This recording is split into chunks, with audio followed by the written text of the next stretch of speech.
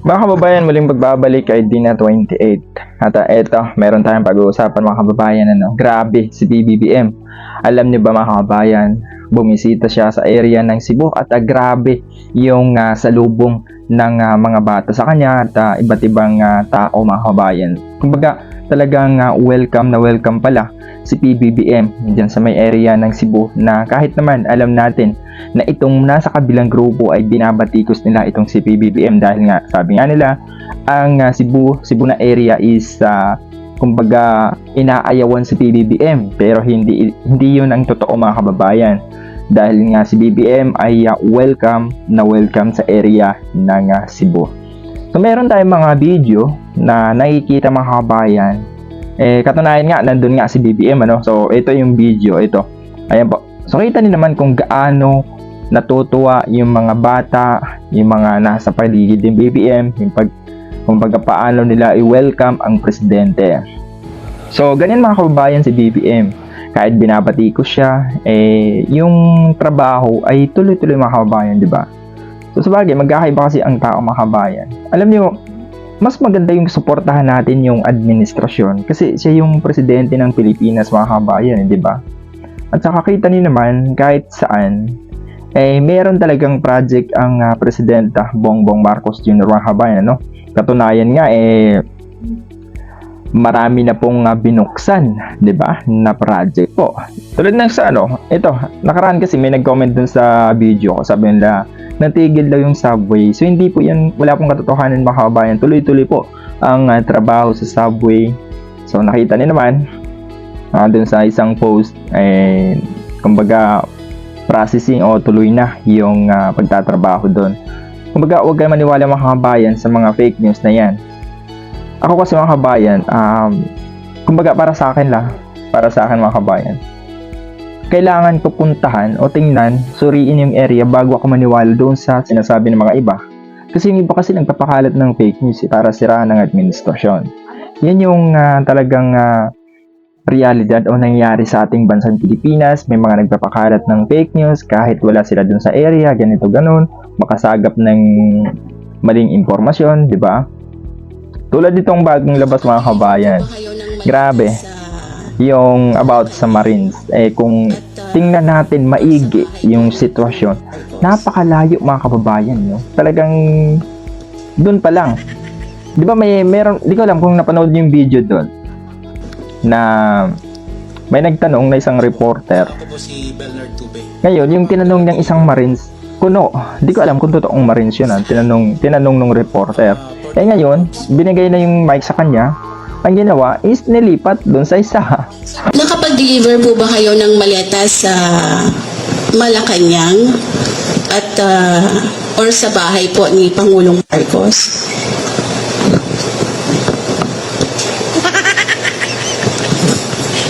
Yo, mga tanga! Opo. Ako po si Bernard Tube. Nakapag-deliver po kami. Saan? 41 Forbes po. So ito po yung bahay ni umano ni Pangulong Ferdinand Marcos Jr. Yes po. Meron din po kami sa Ilocos. Kasama po si Kong Saldi. Ilang maleta po yung na-deliver sa Forbes at saka sa Ilocos? Yung sa Ilocos po ay sa 5 maleta po. Para kanino po yun? Kanino po yun? Pagkakaalam ko,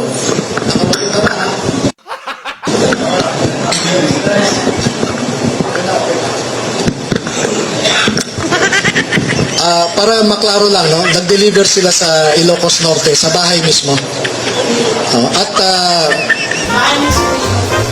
sa Paway, sa bahay ni BBM. Oo.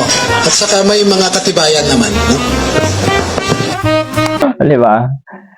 Halimbawa lang kung ang totoo ka sa kumbaga isa kang witness mga kabayan, kung totoo bukal sa puso mo talaga, kung alam mo talaga yung nangyari, hindi ka na magdadalawang isip, mismong kunin mo talaga yung mic, so ganito, bla bla bla, di ba? Ikukwento mo yung buong nangyari kung totoo talaga. Pero yung Marines na yun is nilipat yung mic doon sa sa kasama kasi hindi alam yung sasabihin, di ba? Ganun mga kababayan eh. So doon pa lang, kung marunong mag-isip yung tao, di ba? Kung marunong mag-isip, doon pa lang sa pagbigay ng mic. Halimbawa, ikaw nanonood sa mga viewers natin na nanonood dito. Kung ikaw tanungin ka, di ba? Na ganito, ganyan, hindi ka na magdadalawang isip di ba? Kunin mo na agad. Sagutin mo agad yung katanungan sa'yo. Kung talagang totoo ka. Doon pa lang, sa pagbigay ng mic, na inilipat mo, doon mo binigay sa kasama mo, wala na yun. So ako ang nanonood, ito si ganito, wala yan, nagsisinungaling yan. Kasi doon pa lang sa pag-abot sa mic, wala na. Hindi na nakasagot na maayos. Katagalan nga, yung mic na yung kinuha na ng isang attorney, di ba? Yung attorney na po, yung nagpaliwanag doon mga kabayan. So pasensya na kung napunta tayo dito sa isang issue, So balik tayo doon sa may Cebu area. So welcome po ang presidente sa Cebu area mga kabayan. Gaya na sabi ko kanina, itong video na to ngayon to ginawa. So ngayon din, nandun si BBM. So ano ba ngayon? 25 ba? Hindi ako nagkakamali. So yun, ang oras natin dito sa Pilipinas ay mag-alas 12 na po. So kasalukuyan nandun sila BBM ngayon sa Cebu area. So tuloy-tuloy po sa kanilang trabaho. So ito mga kababayan, nakita niyo nakaraan yung video ni Manny Pacquiao at First Lady Lisa Marcos at PBBM. Alam naman natin si Manny Pacquiao ay kalaban ni BBM dati as a politician, sa politics po, no? Hindi yung kalaban at yung ridwaan, baka may isipin yung iba, kalaban yung di ba? So, ganyan si BBM mga kababayan. Kumbaga parang politics lang yun. Sige, politics lang yun. Isang tabi natin yan. Dito muna tayo sa trabaho. Trabaho muna ang unahin natin para sa bayan. So, ganyan ang Presidente Bongbong Marcos po, no? So, talagang yung humble is hindi mo talaga mapapantayan. Alam mo kung bakit? Kasi nga, si BBM ay kung ano yung binabato sa kanya, parang wala lang mga kabayan. Doon siya nakapokus sa mismong trabaho para sa bansang Pilipinas. Diba? Doon pa lang naman sa rally niya dati nung hindi pa siya presidente, nangangampanya pa. So talagang ramdam na ramdam natin yung kung paano siya husgahan, paano siya batikusin, pero hindi niya pinapansin yung mga kabayan. Bagkus pinatunayan niya na siya ay maaasahan bilang isang pinuno o leader ng bansang Pilipinas. Kita niyo naman kahit saan ma-attend, di ba? Ibang lahi na yung nakakaharap mga kababayan. Doon sa mga kung mapapansin nyo kasi mga kababayan, si BBM pag nagtatagalog, di ba, medyo kumbaga hirap na hirap siya, di ba? Pero pag nagsalita na siya ng ibang lingwahe, English po mga kababayan, talagang dire-diretso di ba? Dire-diretso ang kanyang salita. So doon lang siya medyo na sa Tagalog, di ba? Alam naman natin, sana yata itong BBM na to, kumbaga talagang matalino mga kababayan. So napaka-solid nitong presidente na Bongbong Marcos mga kababayan, di ba? So yun, balikan natin ulit ang topic patungkol sa project po. So kahapon po may binaba na nakita natin sa mga videos. Meron naman tulay na ipinaayos dito sa area ng Batangas.